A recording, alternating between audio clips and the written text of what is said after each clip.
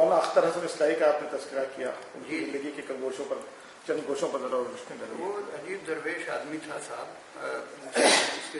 ان کو دیکھ کر کے تو صحابہ کے دور کے لوگ یاد آ جاتے ہیں۔ یہی مولانا ابواللیث صاحب کو بھی حال سے ان کو 3rd کلاس کے ڈبے میں بیٹھ کر کے سفر کرتے ہوئے میں دیکھ کر کہتا یہ کہاں کس دور کے لوگ ہیں۔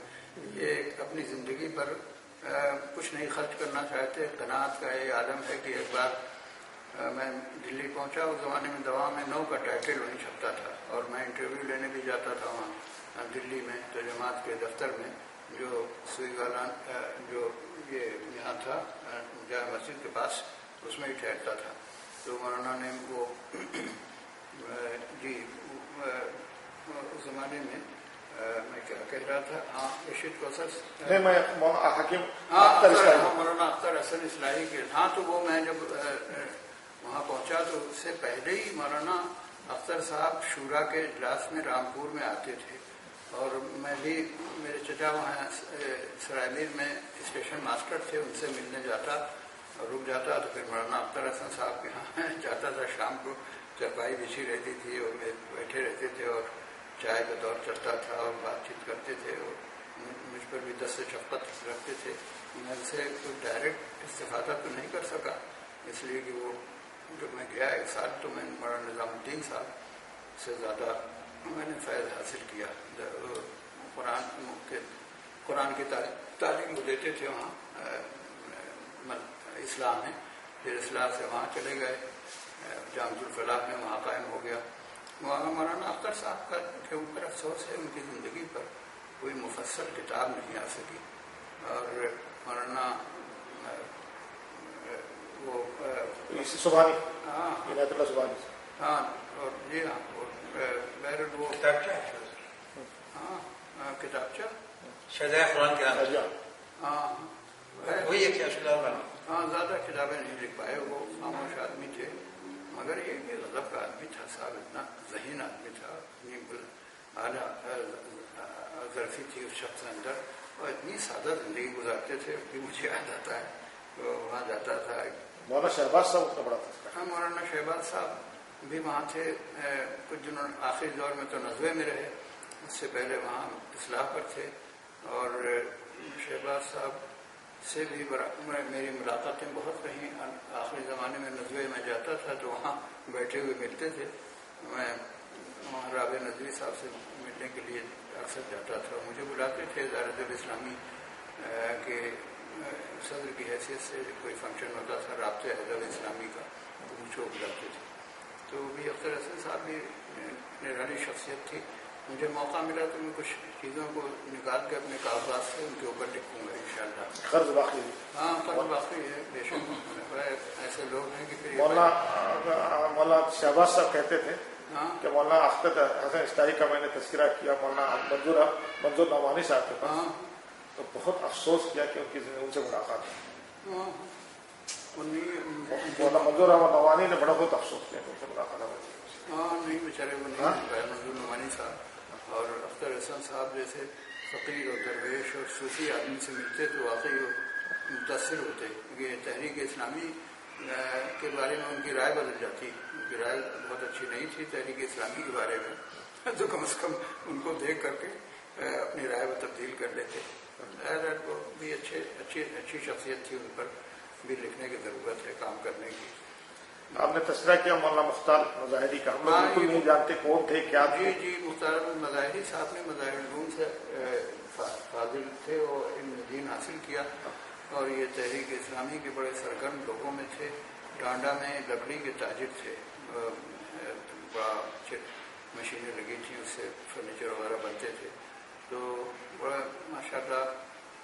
اور اس کے علاوہ وہ تحریک اسلامی کا کام اس طرح کرتے تھے، وہ مجھ سے بھی کرواتے تھے کہ کوئی گاؤں اگر 25 کلومیٹر کی دوری پر ہے، معلوم ہوا کہ وہاں کچھ لوگ ایسے ہیں جو لٹریچر پڑھ رہے ہیں اور ان کے دل میں اسلام کی خدمت کا جذبہ پیدا ہوا، تو وہ سائیکل سے مجھے بھی خود بھی ایک سائیکل پر بیٹھ کر کے جاتے تھے۔ ہم لوگ گاؤں جاتے تھے، اس زمانے میں بہت زیادہ سواریاں نہیں تھیں، اور آپ تعجب کریں گے کہ اس دور کا واقعہ میں نے لکھا، اس میں زندگی میں جو مولانا ابواللیث صاحب کے خطوط پر ایک مضمون ہے کہ وہ ایک بار ٹانڈا آئے تو تقریر کرنے کے بعد کہنے لگے بھائی مجھے صبح کے وقت گاڑی جو وہاں سے جاتی ہے اس سے اعظم گڑھ جانا بہت ضروری ہے، جونپور جانا بہت کوئی تھی، تو ہم نے ان کا مغرنہ صبح کے 4 بجے گاڑی کیسے پکڑی ہوگا 5 بجے کی، یہاں ٹانڈے میں مغرب عشاء کے بعد کوئی سواری نہیں جاتی۔ اچھا ہم لوگ جتنے لوگ ہیں وہ سب سائیکل پہ چلنے والے لوگ ہیں، معمولی درجے کے لوگ، ہمارے پاس گاڑیاں بھی نہیں ہیں۔ تو جماعت کے 2 رفقا نے کہا کہ مولانا اگر آپ چل سکیں تو سائیکل پہ بیٹھا کے ہم 20 کلومیٹر آپ کو 3 بجے چلیں گے اور 4:30 بجے پہنچ جائیں گے 1.5 گھنٹے میں۔ تو انہوں نے کہا ہاں میں چلوں گا، تو چنانچہ وہ پیچھے کیریئر پر کچھ کپڑے باندھ کر وہ بیٹھ گئے اور ایک بیگ تھا اس کو کنارے رکھ لیا، ایک دوسرے 2 رفقا گئے تھے، ایک رفیق ان کے سامان اس نے رکھا، اور رات کے اندھیرے میں کمال ہے بیٹری کی روشنی میں وہ اکبرپور گئے۔ میں بےحد متاثر ہوا، میں نے کہا کمال ہے، ایسا بھی قائد ہو سکتا ہے کہ وہ سائیکل کے کیریئر پر بیٹھ کر کے سفر کرتا ہے 20 کلومیٹر۔ عجیب لوگ تھے، ان کا کوئی جواب نہیں بے شک۔ یہ مولانا وحید الدین صاحب بھی آپ کے ساتھ ثانویہ میں تھے؟ ہاں جی ہاں، یا آپ سے پہلے اس زمانے کی واقعات؟ پہلے کیا 2-1 سال پہلے آئے تھے، پھر میں وہ ان کو دیکھتا تھا کہ وہ مطالعہ کرتے تھے، لیکن ان کے اندر عدم توازن کے آثار اسی وقت سے ظاہر ہونے لگے تھے۔ وہ ہم لوگوں پر بہت معترض ہوتے تھے، شیروانی کیوں سلاتے ہو، کمبل سے کام چل سکتا ہے تو شیروانی کیوں پہنتے ہو اعلیٰ درجے کی، اور یہ ٹوپی اور پیجامہ اور صاف ستھرے یہ وہ چاہتے تھے کہ ایک دم قلندرانہ زندگی گزرے۔ اپنی بچیوں کو اور بچوں کو ہمارے پاس بہت آتے تھے، کھیلتے کودتے تھے۔ اس وقت دلی سے جو انگریزی اخبار نکالتے ہیں وہ ان کے ساتھ بڑھتے ہیں، وہ بھی جی تو مولانا وحید الدین صاحب کا بہت اچھا خاصا ساتھ رہا، اور ہم نے ان کی 2 مقالے شائع کیے اپنے اس میں دوام میں نہیں بلکہ وہ اس سے پہلے جو دانش نکلا تھا اس میں شائع کیا۔ اور لیکن جب وہاں ان کا انداز کچھ بہکا سا ہوا تو وہاں سے وہ چھوڑ کے چلے گئے اور ندوے والوں کا سہارا لیا، وہاں پہ دن رہے، وہ بھی چھوڑ کر کے چلے گئے دوسرے رخ پر۔ مگر ان کی فکر پر ابھی بڑی اچھی کتاب عبید اللہ فیض نے لکھی اور بتایا ہے کہ یہ اسلامی تحریک کو ایک مذاق سمجھتے ہیں، کہتے ہیں اس کی کوئی ضرورت ہی نہیں، یہ ہر چیز کو کنڈم کر رہے ہیں جو تحریک اپنے لیے مائع امتیاز سمجھتی ہے۔ بڑا اچھا اس نے مضمون لکھا ہے۔ اب وہ ان کے لڑکا جو ہے اس کی تلافی مافات کر رہا ہے، ظفر الاسلام، ہاں ظفر الاسلام، اور مجھ سے بہت محبت کرتے ہیں، کہتے ہیں آپ جب رامپور میں تھے میں چھوٹا سا تھا، مجھے گود میں لے کر کے آپ کھلاتے تھے اور لے جاتے تھے ادھر ادھر، تو بیچارہ بہت محبت سے ملتا ہے ہم سے، دلی میں ہے۔ لیکن یہی ہے کہ وحید الدین خان کا انداز نہیں بدلا، وہی ہے کچھ ٹھیک ہے، اسلام کی موٹی موٹی باتیں وہ بیان کرتے ہیں، سمجھاتے ہیں، لیکن تحریک اسلام بنے، انقلاب لائے اور جہاد کی دعوت دے، اجتہاد کا سبق سکھائے، اس کے لیے وہ تیار نہیں۔ ان سب باتوں کو بالکل فضول کام سمجھتے ہیں، تو افسوس ہوتا ہے ان کے اندر جو یہ تغیر ہوا ان کی فکر میں۔ وہاں میرا 2 سال 3 سال ہم لوگوں کا ساتھ رہا ان کا، ہر وقت پڑھا کرتے تھے، جب دیکھی کتاب لیے بیٹھے ہم لوگوں پر اعتراض کرتے تھے کہ شیروانی کی بنواتے ہو، کمبل اوڑھ کے کام چلاؤ، لڑکوں کو اپنے ایک کیلا لا کر کے دے دیتے، کہتے تھے کیلے میں اتنی 2 کیلے میں 2 روٹی کے برابر انرجی ہوتی ہے، یہ کھا لو، یہ سستا آج کل چل رہا ہے، روٹی مہنگی ہو جاتی ہے۔ یہی سب باتیں ایکسٹریمزم کی تھی ان کے اندر، انتہا پسندی کی۔ پھر وہ انتہا پسندی یوں تبدیل ہوئی کہ اب وہ ہر طرح کی آسائشیں اور نعمتیں انہوں نے حاصل کی، اور ان کی کتاب گرین بک کا ترجمہ کیا انہوں نے، لیبیا کے جو بیچارے قذافی تھے، بتائیے کہاں سے کہاں پہنچ گئے وہ، گرین بک کا ترجمہ کیا، ان کے مرنے کے بعد پتہ نہیں قذافی کے بارے میں ان کی کیا رائے ہے اس وقت۔ بس افسوس ہے بہہ گئے وہ، فکر ان کی انفرادی ایک وجود ہے ان کا، لوگ قدر کرتے ہیں انفرادی حیثیت سے، بہرحال जो कुछ है जितना वो कुछ करेंगे अल्लाह ताला उसका अजर देगा उन्हें, अगर उसमें कुछ दम होगी, नहीं तो फिर जाहिर है सब अगारत जाएंगी ये चीज़ें। इसलिए कि तहरीक इस्लामी के बारे में बड़ी गलत फहमियाँ उन्होंने पैदा की और अपने मज़ामीन के ज़रिए से बात बातें नहायत ही गलत पेश की। वो उसने फैद ने सब पॉइंट आउट किया, मैंने भी उसको 2-3 और जगहों से उनकी चीज़ें हासिल की।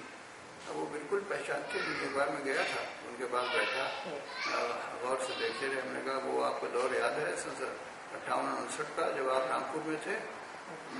तो हंसे, कहने लगे वो तो पुरानी बातें हो गई, उसका वो बात गया इस काम से सुन के उस काम से, बस यही है। और वो क्या बताएं मालूम होता देता था आपके लिए, पर वो देख लीजिएगा उस पर। और इन पर भी मैंने मजमून लिखा नामुर रहमान साहब पर, बल्कि वो एक जुमले तो मेरे उनका बेटा इस कदर मुतासिर था, कह रहा था आपने कमाल कर दिया। हमने लिखा कि नामुर रहमान साहब जब वो अपनी टर्किश कैप पहन करके आते थे तो मालूम होता था कि औरंगजेब तारीख के पर्दे से निकल कर बाहर आ गया। तो बहुत खुश हुए लोग, लेकिन आपने खूब तारीफ की उनकी, बड़ी कदरदारी की। हाँ बहरहाल इंशाअल्लाह और जो बातें हों आप उसके भेजिएगा, मैं जवाब उसका भेज दूंगा, उसको कर दीजिएगा जैसा। इस वक्त तो दिन में नहीं आ रहा, थके हुए हैं हम। तो तहरीक इस्लामी से मुताल्लिक़ अभी एक बड़ा सेमिनार हुआ था दिल्ली में, हैदराबाद में। उसमें उन्होंने किया था हसनी सादत अली हुसैनी ने किया था। अनमोल होटल में ठहराया था और 50 आदमी को बुलाया था, जमात की शूरा के लोगों को और मुझे ख़ास तौर पर कहा था कि अदब इस्लामी और तहरीक इन दोनों में क्या ताल्लुक़ रहा है, इसके पस मंज़र को आप बयान करें। तो खैर मैंने मकाला लिख दिया उनको, अभी मकाला छपा नहीं है, वो सब उसमें मैंने तफसील से पूरा बताया तहरीक ने किस तरह सरपरस्ती की अदब की और अदब किस तरह से तहरीक के लिए मुआविन साबित हुआ। इस पर मैंने मुफस्सल मकाला लिखा था। अब तो वहाँ गया, वहाँ 3 दिन खूब खातिर किया इन लोगों ने, और एक से एक जो गादरी लोग आए थे, ये रांची वाले हसन रजा साहब भी थे, इन्होंने सज्जाद साहब भी थे, हसन रजा साहब भी थे। यही 2 लोग तो आजकल लिखा रहे हैं, बल्कि वो सज्जाद साहब भी अब लिखना बंद कर दिया और ये भी कलम कब उठाने लगे। मैंने कहा कि भाई कम से कम अपने कलम को रवा दवा रखिए, क्यों आपने लोगों ने रख दिया इसको, किनारा कश हो गए तस्नीफ और तारीख से। तो मेरे वो अल्लाह का शुक्र है कि तहरीक के पास अब भी अफराद हैं जो बड़े जानदार हैं, मगर अच्छे अफराद उस कद क़ामत के और उस फिक्र के जैसे पहले थे वैसे नहीं रहे। और रामपुर के दिल्ली के मरकज़ में महसूस होता है, जाओ तो किससे बात करें।